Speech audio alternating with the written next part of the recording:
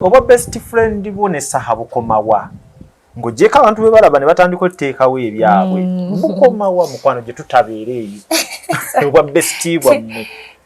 Era kyali wange nnyo. Saha ye muntu bayira wanjagaliza. Era ye muntu akubirako namanya nti kino kigenda bulungi nakuwabula ne munoonya amagezi kale mutambuza muti ekintu akubirako nnyo ku makya n'ekiro kugambye era leero sinnagiraba ng'evuga but I think me I'll call him naye many times akola kyakupushinga obeerenga osigala ku mulamwa and he has done this for a while. Okay. Tubatambudde ffenna okumala ebbanga. Gwe mukwano gwabo. Yes. Spice King Saha. Omanyi omuntu aba akoledde bingi tukanubira bano birabira nga tusaba bimenya. Kuba byonna biba bingi ate nga bikimu kinene. So like ogambi alhamdulillah mukama yayinza omumusasula ebirala byonna. Kubanga abantu abasinga balowooza muntu muzibu. Naye omuntu yenna ali real aba tusaba malaga mutegeera. Aba waddala. Leero twali tutandika n'onga tojjawo abantu masannyalaze. Naye njagala nkubuulire kano. Nakati nkyakola research lwaki Spice bamuwalampa nnyo. Lwaki buli omu awulira nga Spice gwayagala okutandikirako. Gwayigirako okwogera. Nakati nkyanoonyereza lwaki why you people temunazuula chichi buzibu temunoonyereza nze nazuula ddala kyobula nsirika busirisi bakunyooma lwa butono.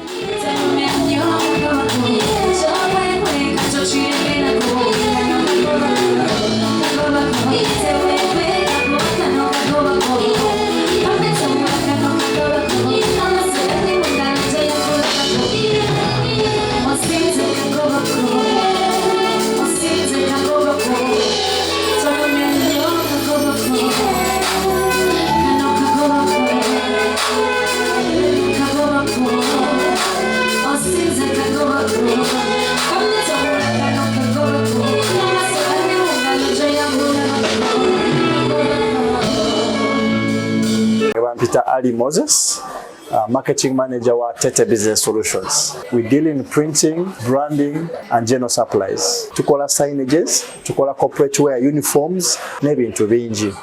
Bino byonna bye mulaba mu dduuka. Zino samples. Buli kyolaba kyonna tulina stores. Tukola bintu bingi. N'abasinga bamanyi tukola printing and branding only. Naye tukola bingi, tulina departments ezirimu civil engineering, ezirimu installations, mechanical installations, n'ebirala. Tuli located at Lighthouse Arcade behind Charm Towers, C12. Era bw'otuuka ku C12, obupande waffe wonna oba obulaba. Risto Boutique wano ku Kamukamu Plaza Entebbe Road Kampala bayina engoye okuva e UK ez'abaami n'abakyala. Bayina diapers oba ziyite pampers okuvira ddala ku mwana azaaliddwa paka ku muntu omukulu. Engatto z'abakyala n'ebyokwewunda. Mujje wano ku Kamukamu Plaza first floor F46 oba osobola okugiyita FF46 nga we litimbiddwa ku mulyango gwalyo. Logical Construction Company tulina abakugu b'enjawulo.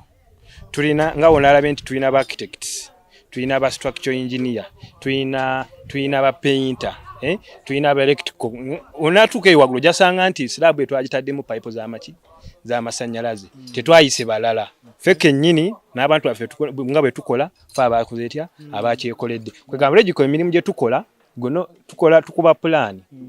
Mwekyo ne tukola electrical ebyamasannyalaze, ne tukola plumbing eby'amazzi, ne tupaintinga, ne tukola interior designing, landscaping ebya compound ebyo byonna Logical Construction Company tubikola sebo. Little Bird School, Mixed Day and Boarding School isangibwa Nansana Kyebando Nsumbi. Bagamba nti gwe omuzadde akola ennyo ng'obudde olina butono bw'omwana wo mubakwase babeere nga tebamulabirira bulungi mu by'okusoma ne mu bulamu obwa bulijjo. Saate era ne bakugamba nti gwe omuzadde ali ku kyeyo osobola okuba ng'obawa omwana wo paka contract yo weggwako oba paka ekiseera kyekyeyo we kitambulira oba paka w'okomawo n'olaba ku mwana wo azonga obawadde byonna ebyetaagisa okulaba ng'omwana wo bamutereka mu kifaananyi ekirungi. Bayina emisomo egy'enjawulo nga kw'otadde ne computer lessons eri omwana okuvira ddala ku muto paka ku mwana owa P7 ate ng'era nkutegeeza nti n'abantu abakulu abasobola okuba batuuka ku ssomero lino nammwe basobola basomesa computer. Essomero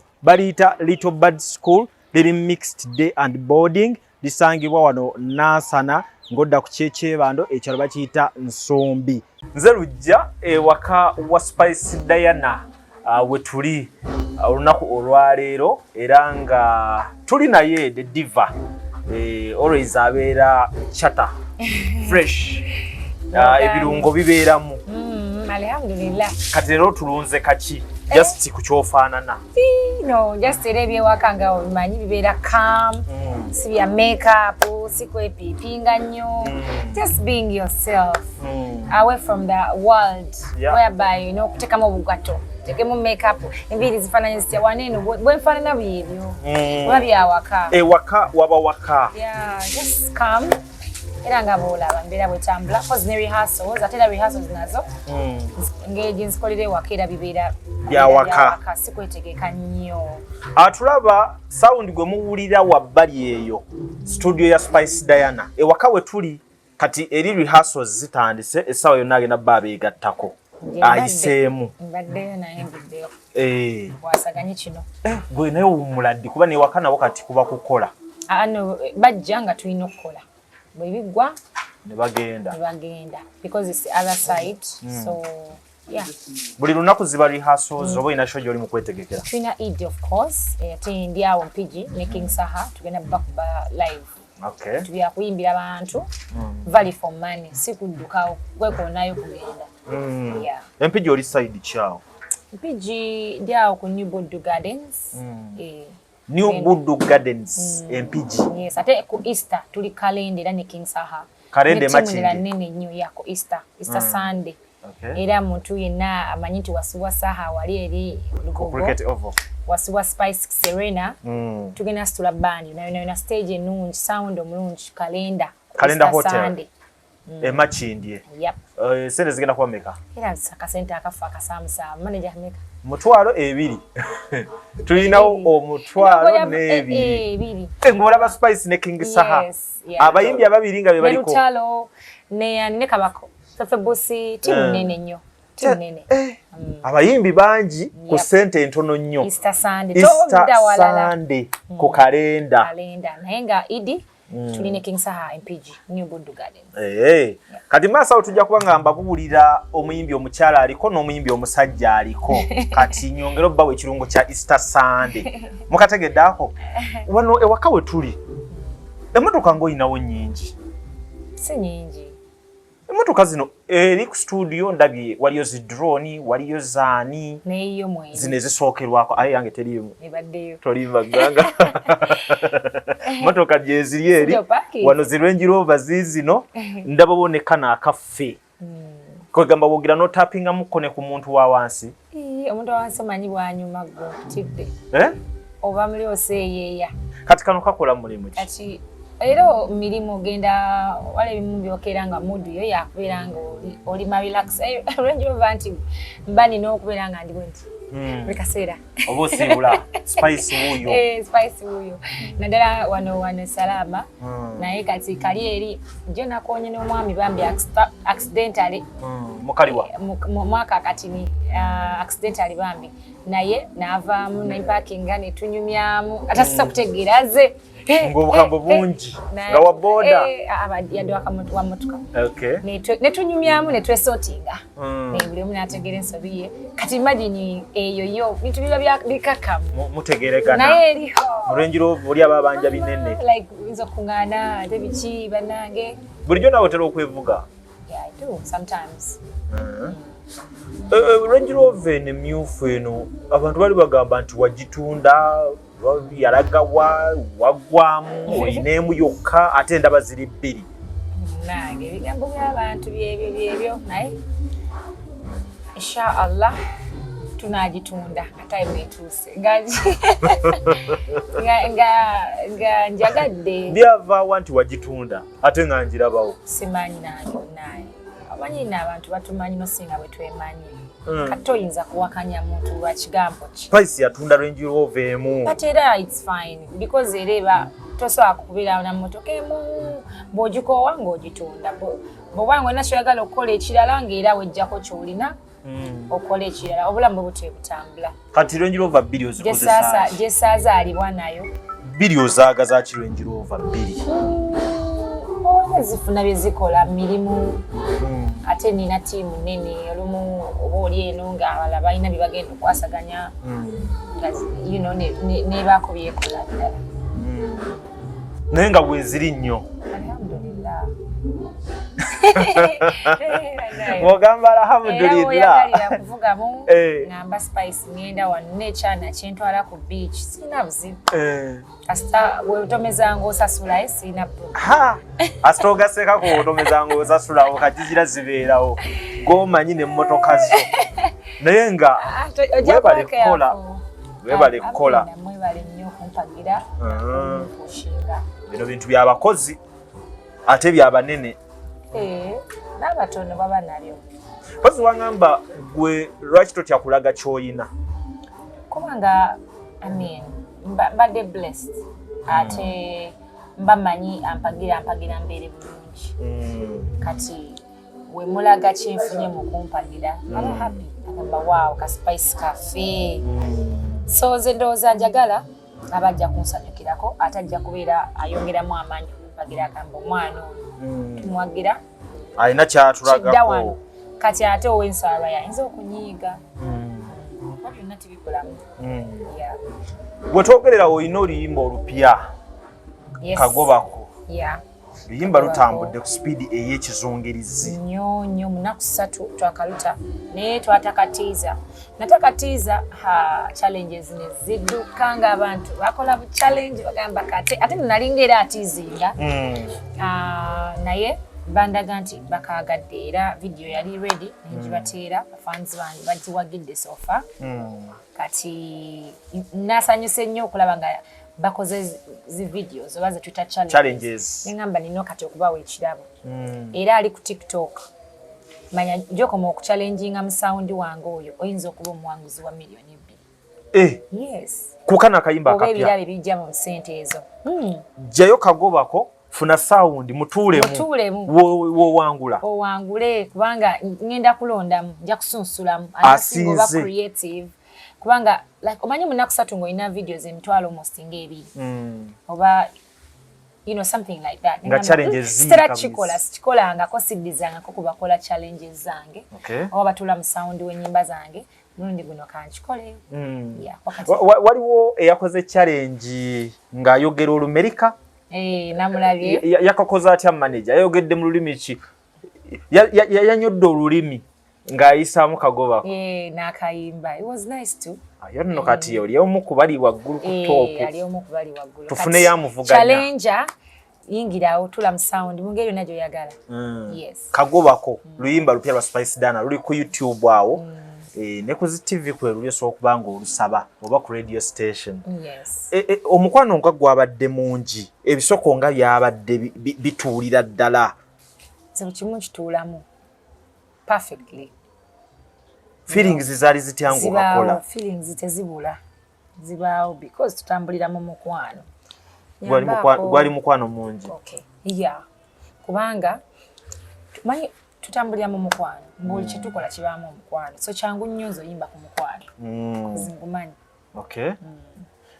waliwo abasooka okugamba nti Saha yakawandiise kuba bamanyi bestiiwo ate ndowooza nammwe mwasooka namukakola mu challenge yes akagala nnyo bambi Saha before nga tuna nakarelease ngamba akayimba kange okatadde kagobako era nakamukubiramu awo nga ndi mu bya actually nali ngenda release nga birala naye Saha ngamba tuweyo akayimba yakola ne post Facebook ye so nemba nayimba sinaba nnyo kuba ready okuta music mwaka guno nangamba tuwe nyimba tuwe oluyimba kati twali nali ngenza omukyalirako nemuzanyira mu nnyimba ne lwe nali ngenda okutasi kagobako something else nangamba kagobako n'asooka mukatula mu challenge awo wennyini era yasooka ddala okukola challenge naye bakamufaananya anti kati bwebuwoomi omanyi akola nnyo obuyimba obuwooma yes but akawandiika amita Nikolai muwandisi mulungi nnyo bambi is talented ne best boy ennaku zino ndaba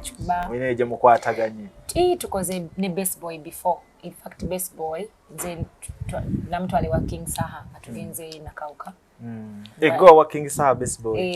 Natannakola naye. Mabegako ya. Okay. So ne bakwataganya bakola te nyimba nyingi nezifuluma nyingi. Naye nange nkoze naye nyimba nyingi before. Nego oba best friend bo ne Saha bukomawa. Ngojeka abantu be balaba ne batandika oteekawo ebyabwe. Bukomawa mukwano gye tutabeereeyo. Oba bestie bwammwe. Era kyali wange nnyo Saha ye muntu bayira wanjagaliza. Era ye muntu akubirako namanya nti kigenda bulungi nakuwabula ne munoonya amagezi kale mutambuza muti ekintu akubirako nnyo ku macha n'ekiro kugambira leero sinnagira evuga but I think me I'll call him naye many times akola kya pushinga oberenga osigala ku mulamwa and he has done this for a while. Okay.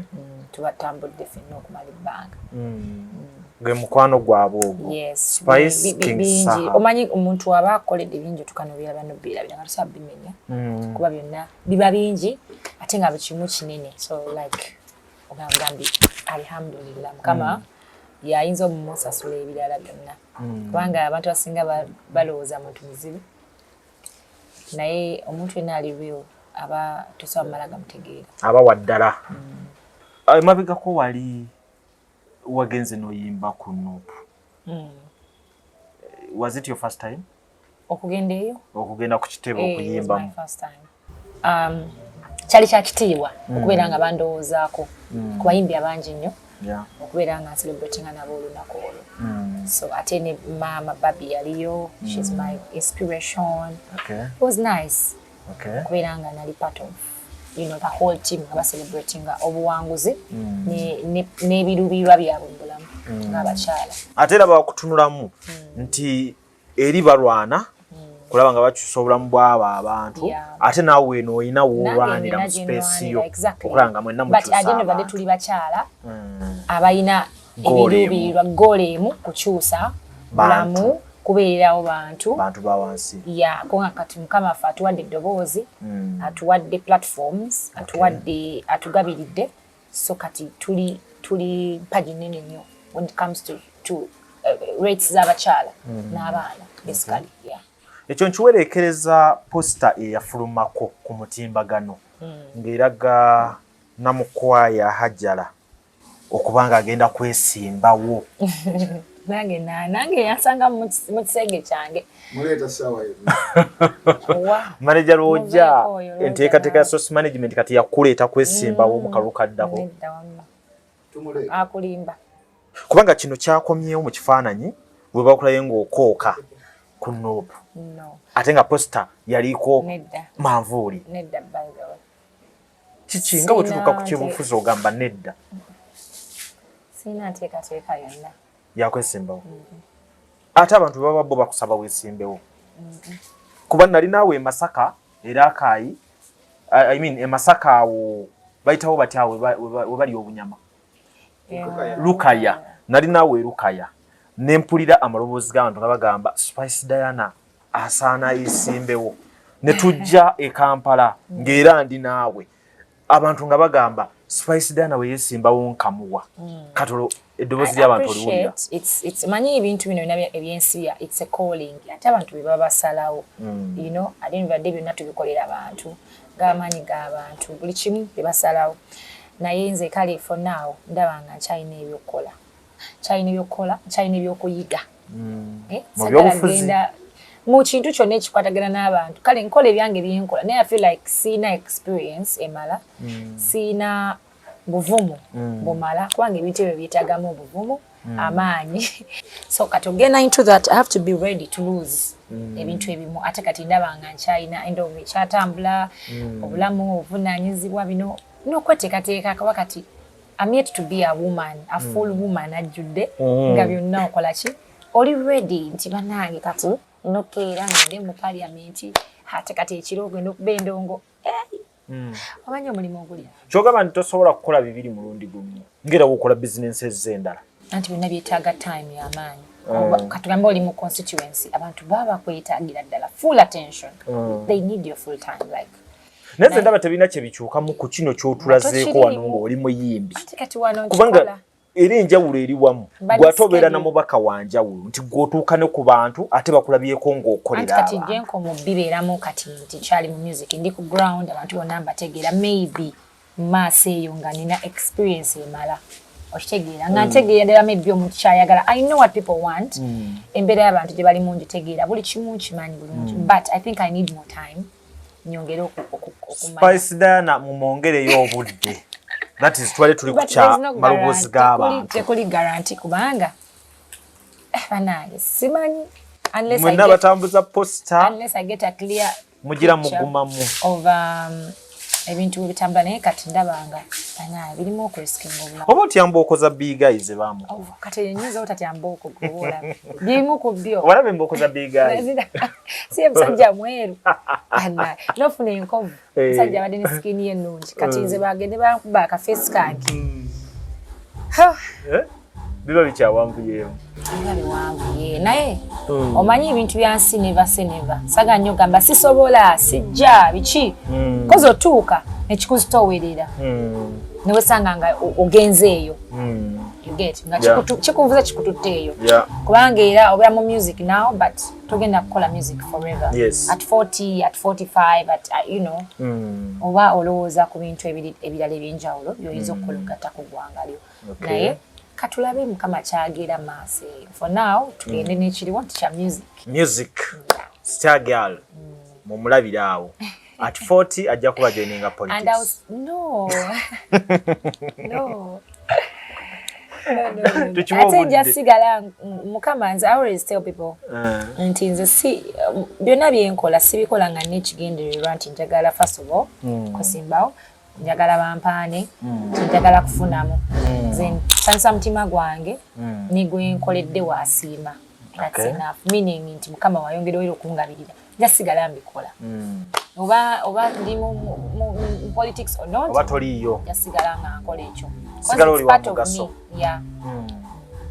kale awo wennyini kankwebaze okuba nti wasiibuludde abantu that's one abantu video twazibalaze ndowooza watandikidde salama betwalabyeko be bantu babe salama baneighbors bo atunga 100 almost close to 200 people ekitegeeza wano gwe baneighbors bo bakumanyi newaka batuukawo bajja bawende wasiriiwo n'abamu bava abantu bava ne mu bitundu ebyenjawulo ne bajja wano omanyi kati olwo ekikomera kyo kikuyamba ki kuba manye ebikomera tubiteekawo okuziyiza abantu abo tutuukako si kuziyiza bantu tutuukako waliwo abantu abatajja mu bulungi nomutajja mu bulungi it's all fine gwe kiriyoko abantu okugyewo sikinako problem kasita oba ng'ozze nga ekigendererwa kyo kirungi ate ng'ojja by the way nsanzeemu kono obuzibu abajja nga si balungi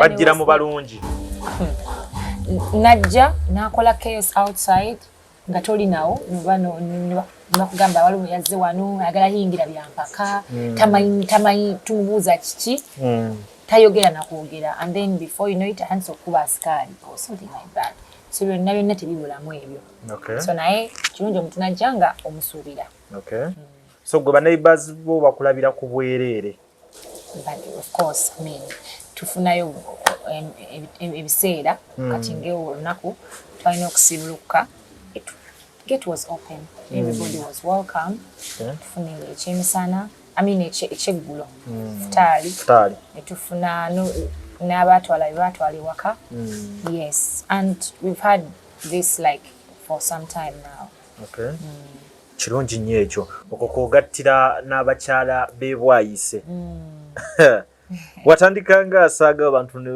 ne mufuuka famire muti era kinkakatako kinvunaanyizibwako wemba nga nkoze something like that nga bo ate sikoze eki sikyaddeeyo nemba bize ntya you know kati tuli wamu bwe tuti tuli kitole n'abeebwayise idi wabalowoozezaako egeni yes of course bali twakwataganayo idi abasinga jjukira abasiraamu era ettu lyabwe okina ddi ntwalira gwe mwami waabwe amiina bakyala bange nzija Spice Diana asiimye kyatuwadde hajja tukuluse omwoyo tutambudde ffena n'abakyala abo era yabadde bambi ansabye nnyo tulabe nga tugendawo naye schedule yange nga bweri tight tenzikiriza naye idia at least tejja kugaana tulitwale bagambe mbagala nnyo balowoozaako mbatumidde nja kuba nabo sooni amina balye ku idi ebisigadde Allah anaatulaga ekkubo kati eriyo agambe yo Spice Diana oba walina wakaduuka ebintu nga ye tebirwayo bivaayo buvinti batwalire kino bawe sukaali bawe omuceere era nange mbigula ogula bigule era wembigula nabo by the way bampa netuyed juice bapetubwerit nabo nga bakwebaza banziriza webale kuya customer mulungi nenga okusalawo ko tekulwayo ng'okwata mu nsawo oti kuntera okukali okulwayo mu biseera ki ebiseera kati nga bino ekisiibo wavu baddemu naye nga kino badde ngamba buvunaanyizibwa bo babuvunaanyizibwa oba ogamba munaye kino kinkakatako era oba oli awo Katonda nakugabirira tomanya na gye zivudde tomanya gye ziva sikulimba owesanga ng'ez'ebirala zibuze nenze okuddiza nezitakola ki nezitabula emmeme gabaaga bifuna mangu ekyo bakitugamba kiro kugaana muno planning anogamba olwokusatu ne bitagenda nga webibaze ne olaba oli awo olw'omukaaga nekikwatayo so ye Spice Diana abanyabwe ne basiba batulaba takyuka mwaka ku mwaka ojja kumulabirawo naye waliwo era akaseera kobeerawo nga toyinaamu naye ffe ne tutakiraba nti toyinaamu buli muntu yenna ndoza kimutuukako alaba ne gavumenti eba teyinaamu neyewolako ku muntu wa bulijjo wabbali eyo oba ku nsi endala oba mu banka ne banka olaba nayo banka y'ensi yonna n'osanga etubanja omuntu yenna sente bagazeta bugenyi sente mugenyi leero ziriwo ekya ziri wa mulala exactly that's the right word tunawobeera waawo nga toyina kati era betuwangaala nabo baba bakimanya abamu ate yakakitegeera naye ayala kibaddemu yakitegeera agamba olaba nze nange 5 be 10 limbula spice zimuwula mu myaka ena gye nkulabidde so konterewo embeera mumanye bw'oba toyinaamu nkimanye nti Spice tayinaamu ze buli bwe nkulaba ndabanga ayinamu kati sooka ombuulire ekyo nkimanyi Spice nga tayinaamu ssente tumulabira ku ki tosobola kyo kimanya by the way kubanga me am a happy soul with or without neoba toyina osigala oli musanyufu kole ki anti kati era kinyiga lwange kubanga era mba mugumu nti nja kufuna mba manyi nti no bibaawo nali mbaddeko awo nga sirina yadde essuubi nti naafuna ne mukama n'akuyamba n'ofuuka kyoli kyendi right now kati olwo essaawa zino mukama yanzigya eri yonna n'anteeka wano wendi kati ogamba asobola obutabimala awo biba bisoboka kati ogumira awo n'ogamba sirina naye mukama yamanyi bimulekedde kigambo ekyo nno kikulu kati nze olaba zino embalabe zennyina stress bwavu bunnomyemu ennaku zino ate kankubuulire ekisiibo kino kibadde kya nange nsazemu ka weight osaze webaŋŋamba nsazemu ka weight tyobeera opambana eno pambana eri okola kino ogattagatta olumu obigatta nga tebigatta nga bikutuka ate nkya ne bigatta naye ba n'essuubi sigala n'essuubi n'oba obigatta nga tebigatta ba n'essuubi nti bijja kola ki buli wogwamu essuubi n'amaanyi agakola gakugwamu then wesanga ate tewali kigattiddeko ddala naye oba n'essuubi osigala okola era luba olwo kama n'akubako ettu nebiggwa kikulu nnyo ekyo nabadde ndaba ebifaananyi bye ebikadde eri gye watandikira lwaki eva ofaanana ng'omwana omuto tokyuka nnyo era ddala tokyuka Spice nalabye buli obufaananyi bwo ng'ekyeyongeddeko ssente ne weight tewali nti mu ssente omulaba nga ayambala ku nviiri ez'ebbeeyi kati n'ayambala ku ngoye ez'ebbeeyi naye forever young n'ensali za bbeeyi nzambala justice zinnyumira bunyumizi buli lugoye luntuulako setaaga kuteekamu ssente nnyingi olwo byebbeeyi obyambala naye n'ebitali bya bbeeyi n'obyambala ate n'onyuma kuba kati ali waka ali mu bibye bya bulijjo wano naye kati asinga abaakedde ne bambala okugenda e Kampala oba ku mikolo mazima yinza okugendayo bwenti ku mukolo tebangobera ku mulyango daaya gy'otambulira abantu balaba ng'oli yakedde waati no ekintu ky'okwambala eba testi ate abantu bangi asooka mbala ekyebbeeyi n'atanyuma kituufu nayambala ekyalayisi kye n'anyuma n'anyuma kugamba is how you put things together weegasa otya otegedde tekikunyumira n'okyambala ako tukabaweeredde bwereere manya engeri gy'ogattamu by'oyambala leero twali tutandika nonga tojjawo abantu masannyalaze naye njagala nkubuulire kano nakati nkyakola research lwaki spice bamuwalampa nnyo lwaki buli omu awulira nga spice gwayagala okutandikirako gwayigirako okwogera nakati nkyanoonyereza lwaki why you people temunazuula kiki buzibu ki temunoonyereza nze nazuula ddala kyobala nsirika busirisi bakunyooma lwa butono byansi munaaye kyenyinza okugamba omanyi lwaki nze ebintu birabanga bwe mbiraba nembireka abantu balina ebyebayitamu bingi bwolabanga omuntu alina byayogera nga tebikwatagana samweya mubuzi oli bulungi ate omulemereko nnyo kuba abamu batambula bakola ki twekaza naye nga that's life. Ate nno kano kaddamu bingi buli ananviirangayo ngamba kyaliwe mubuuze kyaliwo ali okay kuba kati goyinza omujajinga naye nga tali bulungi bambi kati somi sikyakola mu mbeera y'obulamu sinyigira abantu sikyebuuza ebyenfuna nga buli kimu kizibu kiri awo abantu balina ebasitwagolinga nabyo bingi kati so gojja veri omuntu alina kyayogedde oyombe oba onyiige but you don't know what they go through they don't know kikulu nnyo kati oluvannyuma lw'okuŋŋamba ebigambo ebifaanako ng'ebyo twamusanze ali bize banyabo ne bassebo era tugenda kumuzzayo bulungi wali mu studio wakolera rehearsals tukoleremuko ne kukayimba kakagobako tufune n'omukisa ogwo mumulabeko nga rehearsinga mu kayimba ako katono nnyo ebisigadde mujja bisanga ku show ye eya Easter Sunday Musumba Bugembe Musumba Bugembe weebale nnyo weebalire ddala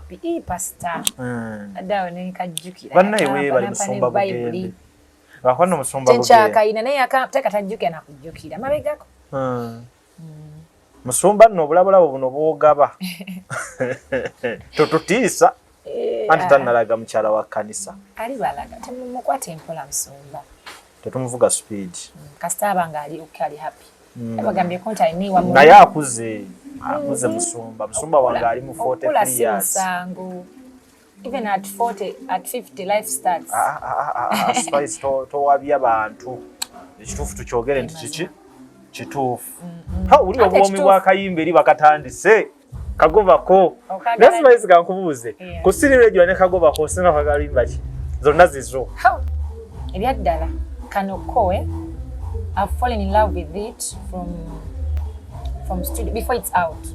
City regular abantu bamunjagaza nnyo. That's the honest truth.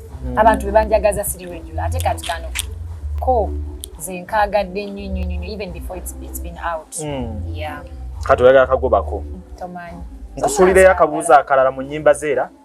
Kulimba lwa best friend wange. N'oluyimba lwa Red ne Fik Fameka. Best friend walimba ne King Saha, Red walimba ne Fik Fameka. Luli walosinga okwagala. Zonna nnyimba zo. Otandise. Buli mulina ekyalo. Njagala luno then ombuulire. Buli mulina ekyalo naye kati best friend oyo ebiseera byajjiramu nali ndwetaaga nnyo. Nnyo. Ate luyina bwe lwanteeka. Nakati wendi. Ate nga siso avaawo. Manyi oluyimba lumu bwe luti. Like you don't omanyi okubeera mu music ono you don't need many songs lumu so bamu ennyimba nga 10 kaso best friend was that Kayimba ako nene Red bisabye yajiramu that vibe with Fik ne vibe aliwe ebiseera ebyo it was a nice project ate nga nkola n'abantu nga tukwatagana nga video shoot enyuma muno promotion ebinyuma awo tuli ku kya music obuyimba ina bungi bwe tugamba buddamu nga tuyisaamu tujja kufuna birala mani ya Arsenal wagira ki Arsenal oli wa Arsenal ndi wa Arsenal ate nga nze ndi wa mani manager roja wagira ki simanyi manager wagira timu ki Tombuza bya kipa wa Arsenal ya kipa wa Arsenal zimanyi Arsenal omumu Arsenal manyi muzanyi ki Golola Moses leka nawe talina wadde muzanyi n'omugamanyi mumanyi omanyi mumuzanyi wala indeka bambi kadate mumanyi yo ina gomba ate munayo bagate ku 32 ndeka nine bizibu ebimala ekya 32 kimala sagala kuddamu kweswaza kati kyesimanyi sikimanyi tokimanyi toyongerako kyesijjukira tokijjukira kati ndeka munange so ngenda mwogereza abamaniyu ngenda mwogereza nzire mumanyi artist amanye kuonana magwaya mani ina abazanyi abangu b'okutegeera kati gwona nobadde tomumanyi tomuwulira magwaya gwe nawulirako kozi waliwo kyali waffe twatuma magwaya ndowooza okategedde ate mwase ne waliyo baana kati nange sibamanyi abe nze mmanyi bamaani omanyi essaawa yonna Spice asala eddiiro era agenda kuddamu okukola advert ya 32 bet nga wamaani 22 bet agenda kuddamu gikolera akalambo nga wamaani bambi tusaba yambale kujasa ya maani mitawaana obuzibu okulonda between us and Man U when I went to UK nengendako mu kisaawe kya Emirates ekisaawe kyalabika bulungi nnyo n'ekipostinga nenfuna viewership nali sigirabangako kati nimanya nti kyekene wantu waliyo omulamwa nasala busazi seebuuza abamanyi ne bayomba biki nenatuka nengamba why ndya kuddeeyo nayo nfuneyo kuki nayo mbawagireko I'm for everyone kati kano tukagazeewo eri abawagizi ba Arsenal olowooza ttiimu yammwe ogisuubira okuwangulayo ekikopo season eno Arsenal osuubirayo okuwangula ekikopo beera wa mazima eri ttiimu yo of course olina oba n'okukkiriza olina okwekkiririzaamu wekangabiriza tulina owangula mulina wangula ekikopo tujja kuwangula so we tuli bakiyalida Premier League Champions League pozi njawulo eri wama mutukize tugende tufune mu kayimba kakagobako ng'akakola live Spice Diana Amina Spice Diana ampadde ku juice manager Roja webale nnyo tugenda mu idi yoyo Spice Diana negwe buli kimu kibeera wewaka eno product ya Yaket these are Yaket products Yaket yakoze ne juice abadde yo era gyali atambula juice banenga twesimye nnyo kati ono waaki no this is flavored erimuko ku mata era nga olaba then lemon wow kirungi nnyo so aba Yaket mwebale nnyo n'amazzi bampe neto nengenda muwa it's fine ninakuwa n'amazzi bampe I have bampa by the way nasibula abantu wano Yaket bampa cartons ndozanga concert bichi concert ya Alexander buli mu yanywa amazzi gabwerere kati mbuza 10 banyongereza okusibula abantu bambi mwebale nnyo Yaket mwebale nnyo